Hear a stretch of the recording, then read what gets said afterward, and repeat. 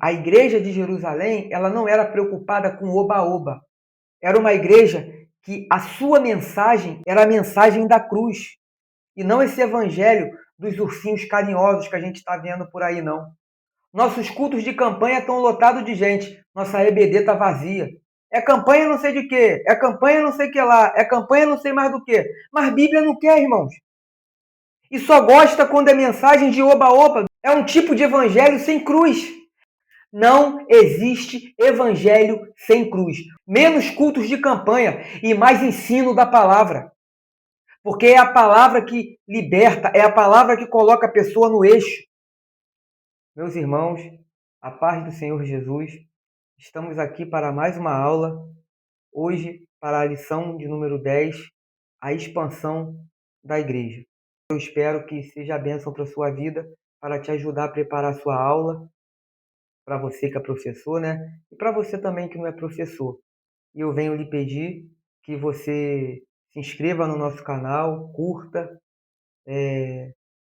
comente, né?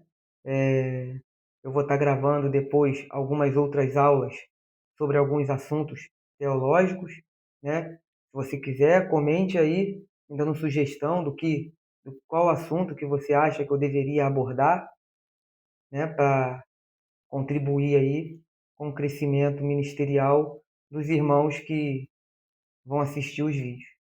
Então, vamos para mais uma aula. Que Deus te abençoe.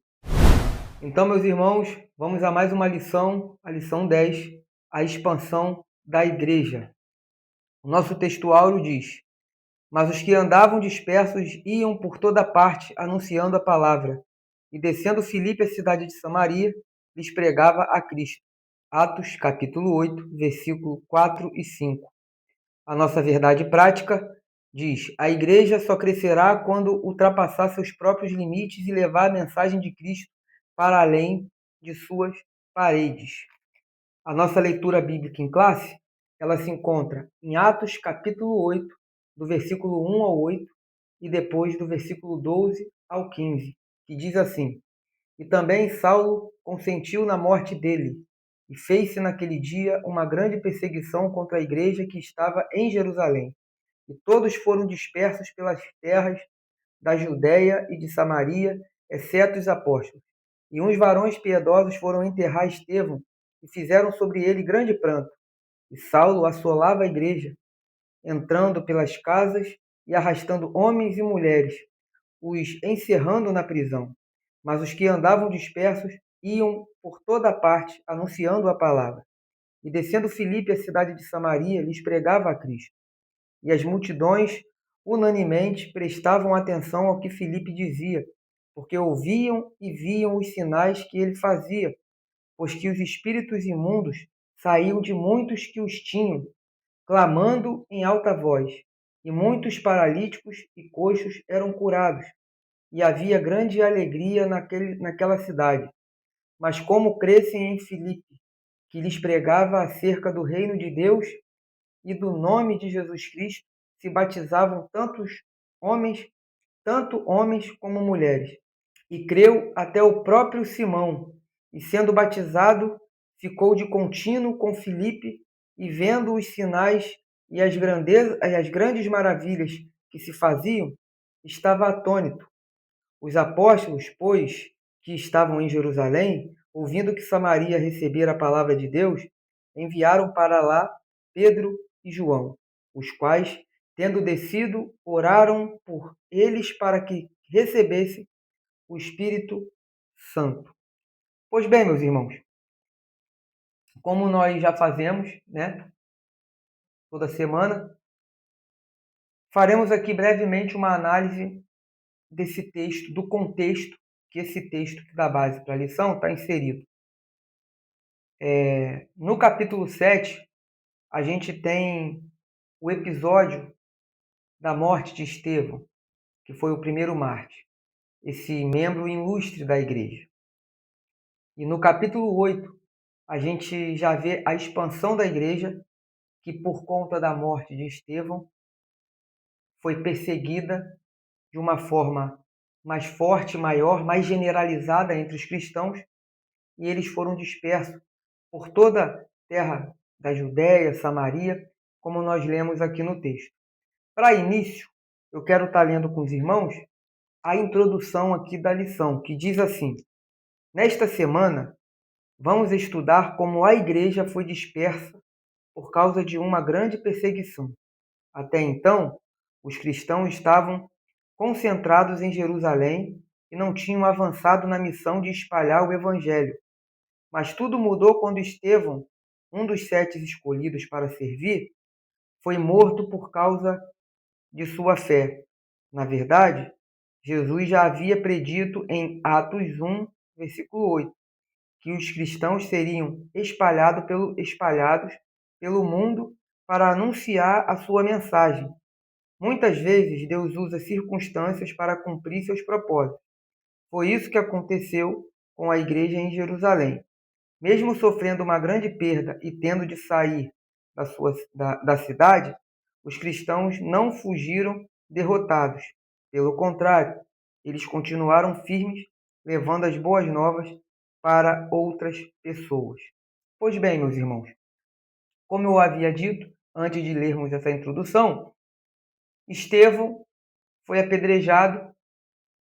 O registro disso está no capítulo 7 de Atos, capítulo anterior a esse que nós lemos. E essa perseguição que Estevão sofreu, ela culminou numa perseguição agora mais generalizada, né? Que agora vai ser uma perseguição por toda a igreja.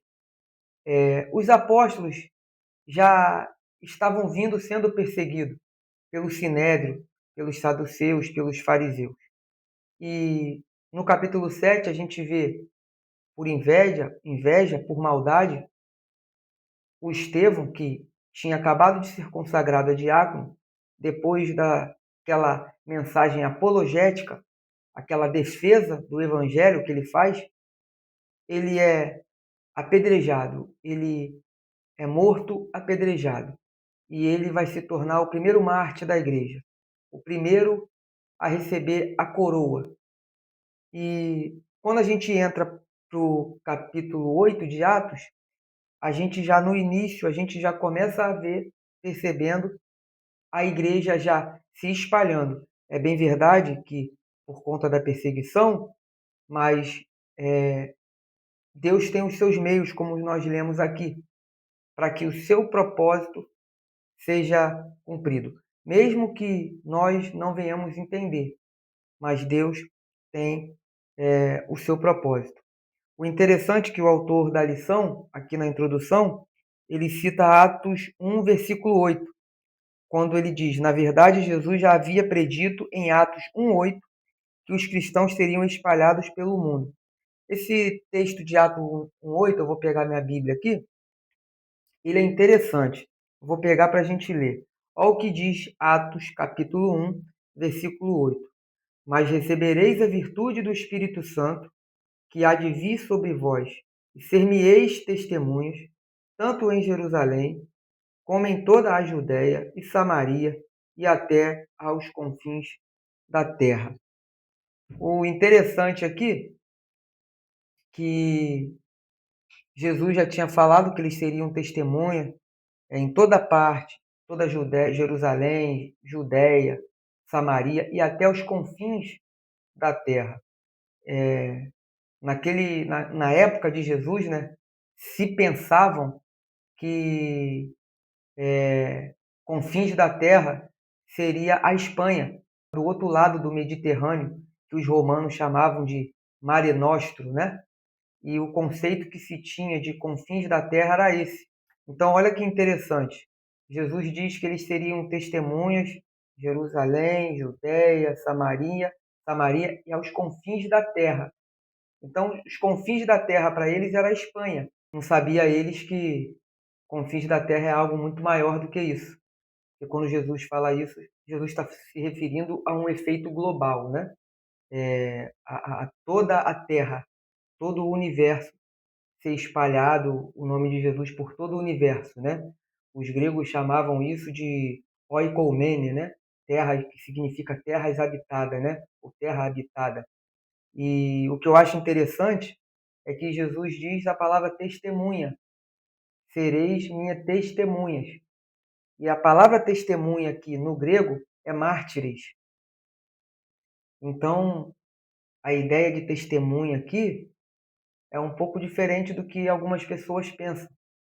Jesus já está anunciando aqui para eles que eles seriam testemunha, eles iriam sofrer pelo seu nome por toda parte que eles fossem. E realmente foi assim que aconteceu. Estamos falando de uma época que Roma dominava o mundo antigo e a igreja ela se espalhou justamente pelo Império Romano, pelas cidades, localidades onde o Império Romano dominava. E no período de Nero, por exemplo, que se teve uma perseguição mais generalizada com a igreja, foi uma perseguição por todo o império. Então, ser testemunha aqui, como está em Atos 1:8, é sofrer e até mesmo morrer em prol do nome do Senhor Jesus. Foi exatamente o que a gente viu acontecendo com o primeiro mártir, que foi Estevão, aqui no capítulo anterior, que é o capítulo 7. Eu queria agora com os irmãos analisar alguns pontos importantes da lição, desse texto, para a gente poder caminhar aqui.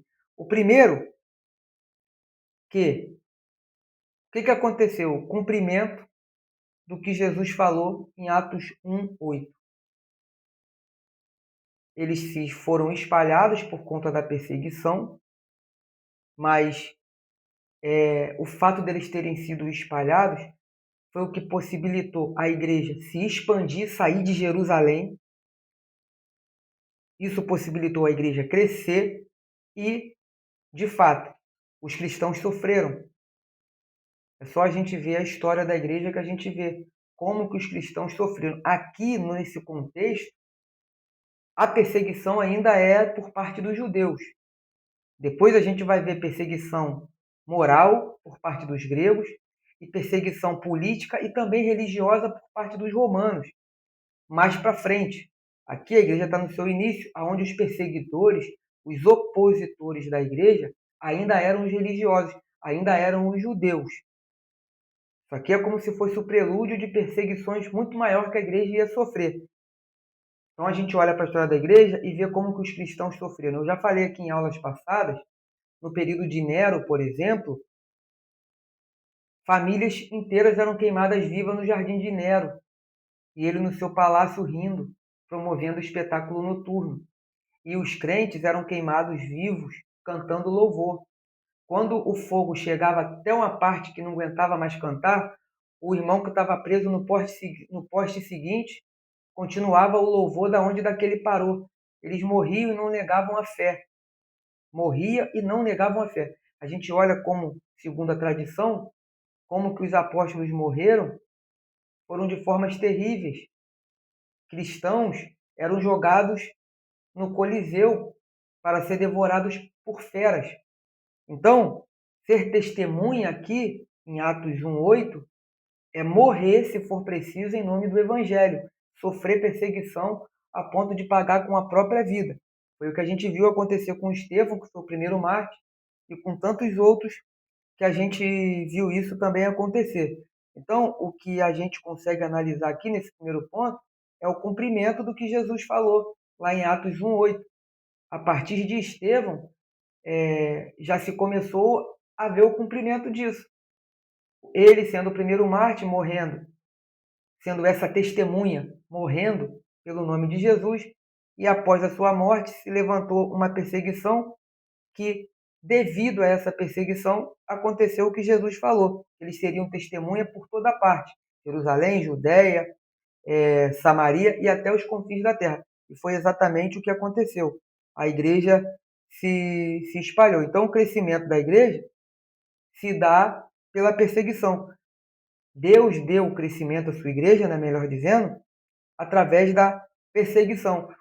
Uma coisa que a gente pode analisar com isso é que houve a perseguição e, em meio à perseguição, foi alavancada o crescimento da igreja.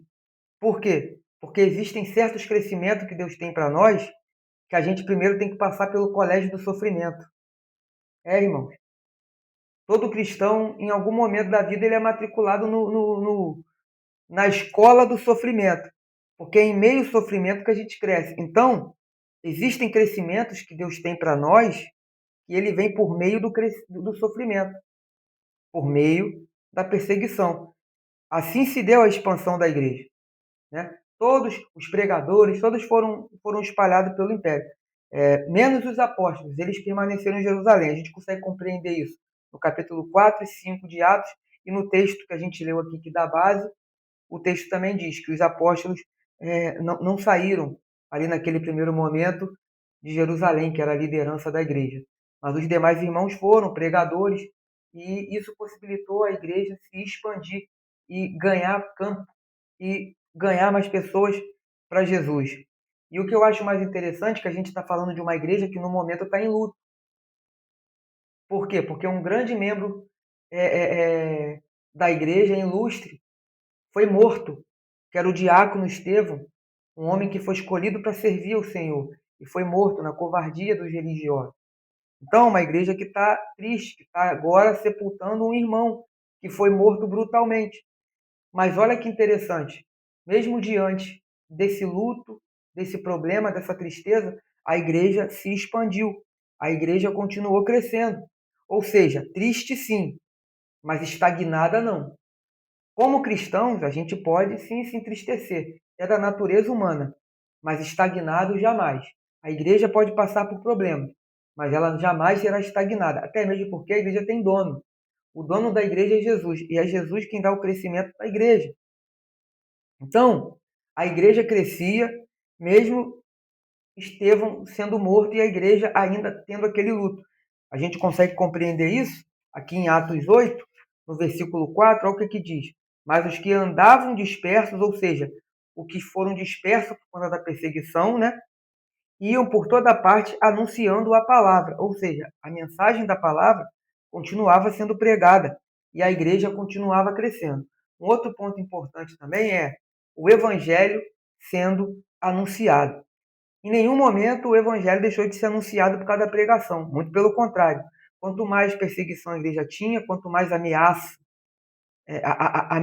melhor dizendo, a igreja sofria, mais era pregado o nome de Jesus, mais o nome de Jesus se espalhava e mais a igreja crescia, porque uma igreja que tem mensagem bíblica cristocêntrica, ela é uma igreja que cresce. A prova que a gente tem disso é o versículo 4 que eu já li, que os dispersos, eles iam pregando por toda parte. Então, mesmo diante da perseguição, o evangelho estava sendo anunciado. Ou seja, quando a gente olha para a igreja de Jerusalém, a gente consegue compreender que era uma igreja que ela dá valor à mensagem da cruz. Ela dá valor na mensagem da cruz, ela dá valor em ganhar almas. Irmãos, a igreja de Jerusalém, ela não era preocupada com oba-oba. Ela não era preocupada com modismo, que é o que a gente está vendo muito por aí hoje em algumas igrejas. Em querer agradar.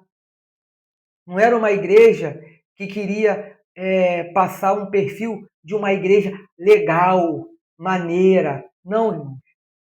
Não era uma igreja que se preocupava em pregar um tipo de mensagem que ia agradar o público, que os irmãos, olha, ia ficar. Não, irmãos. Não, não. Era uma igreja que a sua mensagem era Jesus, era a mensagem da cruz. Era a mensagem do evangelho, a mensagem da cruz, irmãos. Não era uma igreja de oba-oba. Era uma igreja que tinha palavra. Uma igreja que pregava um evangelho puro. E não esse evangelho dos ursinhos carinhosos que a gente está vendo por aí, não. Era o evangelho puro e simples. Era o que a igreja de Jerusalém pregava. E olha o resultado que eles tinham. A igreja só crescia, irmão. A igreja só crescia. A gente vê isso, Filipe. Filipe, mesmo sendo um desses que foi disperso, a gente vê aqui ó, no versículo 5 de Atos 8, e descendo Filipe à cidade de Samaria, lhes pregava a Cristo. Ou seja, mesmo ele sendo um desses dispersos, tendo que sair de Jerusalém por conta da perseguição, ele ia pregando o quê? Pregando a Cristo. Não era pregando o que ele queria, não era contando história, não era querendo ser o legal, Não, irmãos, era pregando a Cristo. Pregando a Cristo. Um pregador, uma pregadora da palavra, ela prega Jesus. A mensagem da cruz. Era o que Filipe fazia. A mensagem de Filipe era isso, era Cristo. E não uma mensagem para agradar. A prova de que a igreja não pregava uma mensagenzinha para agradar era que ela era perseguida, irmão. É que ela era perseguida. Porque a igreja não se preocupava em pregar para agradar. A igreja não era envolvida com esse tipo de coisa. Não, a igreja pregava Jesus. Ah, mas vai ter perseguição. Mas a gente vai pregar a palavra. Era o que a igreja fazia. Um outro ponto importante, meus irmãos, é Jesus opera milagre aonde o seu nome é anunciado. Não adianta querer viver milagre. Não adianta. Olha, olha o versículo, Atos 8, do versículo 5 ao 8. E descendo Filipe à cidade de Samaria, lhes pregava a Cristo. Era o nome de Jesus que era anunciado. Olha agora do versículo 6 em diante. E as multidões unanimemente prestavam atenção ao que Filipe dizia, porque ouvia e viam os sinais que ele fazia, pois que os espíritos imundos saíam de muitos que os tinham, clamando em alta voz, e muitos paralíticos e coxos eram curados. Tinha pessoas libertas de espíritos malignos e pessoas curadas de enfermidade. Mas antes, olha o versículo 5. E descendo Filipe de Samaria, lhes pregava a Cristo. Repare que a pregação vem primeiro.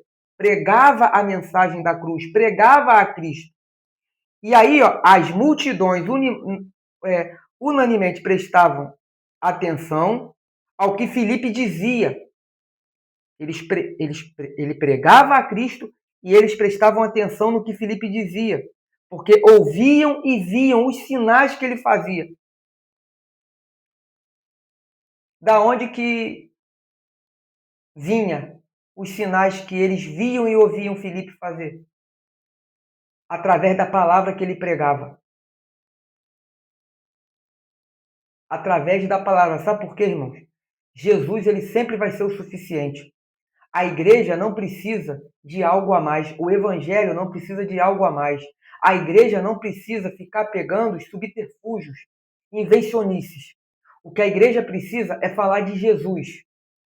Jesus é o suficiente para curar, para libertar, para mudar a vida do homem. Jesus. Aí, tem gente que quer viver milagre. Como é que vai ter milagre? Nossos cultos de campanha estão lotados de gente. Nossa EBD está vazia. Nossos cultos de campanha estão cheios. Os cultos de estudo da palavra, culto de ensino, estão vazios. Como é que quer milagre, irmãos? Como é que quer viver milagre se ignora a palavra daquele que faz o milagre?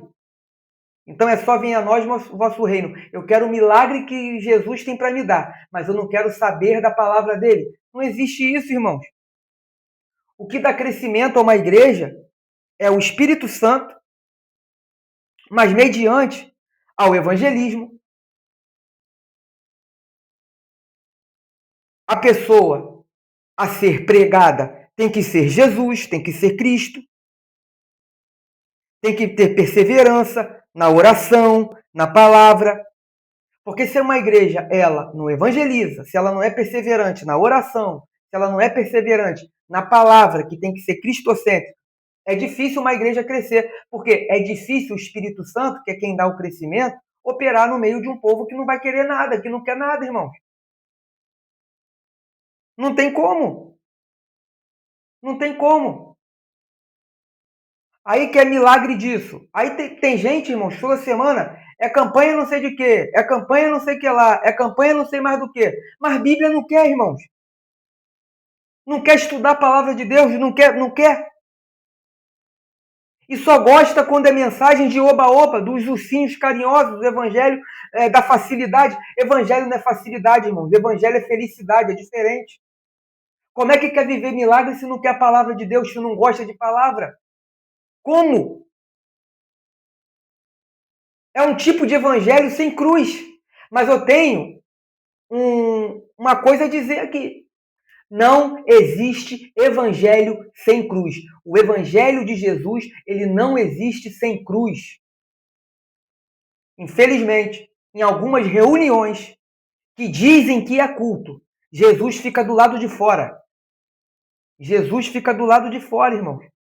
Sabe por que a igreja expandia, mesmo diante da perseguição? Porque era uma igreja que perseverava na oração.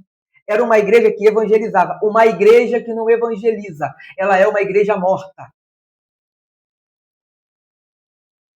E quando eu falo de uma igreja morta, eu estou me referindo à igreja local. Uma igreja que não evangeliza, ela é uma igreja morta. Uma igreja que não ora. Uma igreja que não valoriza o ensino da palavra. Nós estamos vivendo a era do show e da invencionice, irmão. É invencionice para tudo. E o povo gosta. Mas quando é palavra, quando é Bíblia, o povo corre. Não. Não tem como a igreja crescer, se manter de pé assim, expandir assim. Não tem como, irmãos. Nós temos uma missão nessa terra: espalhar o nome de Jesus. Ganhar almas para Jesus, para o reino dele. Então, essa lição mostra para nós uma reflexão muito importante, nos faz ter uma reflexão muito importante. Porque a nossa mensagem ela precisa ser cristocêntrica. Tudo que fazemos na igreja tem que ser com o propósito de expandir o reino de Cristo na terra, espalhar o nome de Jesus. A gente precisa de menos invencionice e mais palavra. Jesus, a sua mensagem salvífica, a sua obra redentora. É o que nós precisamos. Menos cultos de campanha e mais ensino da palavra. Porque é a palavra que liberta, é a palavra que coloca a pessoa no eixo. É a palavra que ajeita. É Jesus, através da palavra dele, conserta o homem. Não adianta só querer milagre, milagre, campanha, campanha, e não querer nada com a palavra, com a oração. Como eu disse, os cultos de campanha estão lotados, mas as nossas EBDs, as nossas consagrações, matutino, que muita igreja nem matutino faz mais, são vazios. São vazios, irmãos. Então a gente precisa se atentar para isso. A gente precisa se atentar. Não é hora mais de brincar de ser crente. É hora de sermos crentes de verdade. Então, esses são os pontos importantes que a gente consegue identificar aqui nessa lição. E é importante lembrar, vou falar de novo, a igreja crescia no meio da perseguição. Enquanto a igreja era perseguida, o nome de Jesus era anunciado. Matthew Henry, no seu comentário bíblico do livro de Juízes, na parte do capítulo 14, ele diz algo interessante sobre o enigma de Sansão. Ele diz assim: esse enigma é aplicável a muitos métodos da providência e graça divinas. Quando Deus, por uma providência superior, traz o bem a partir do mal para a sua igreja e povo. E aí, no seu comentário de Atos dos Apóstolos, na parte do capítulo 8, ele fala de novo do enigma de Sansão. Ele diz: o enigma de Sansão é apresentado aqui novamente para ser decifrado. A perseguição que visava a extirpar a igreja proporcionou, pela providência predominante de Deus, oportunidade para a sua ampliação. Então, irmãos, às vezes a gente não entende o propósito de Deus, mas às vezes Deus se utiliza de algo desfavorável para cumprir o propósito dele. Às vezes Deus se utiliza de algo ruim para cumprir o propósito dele na nossa vida e na igreja.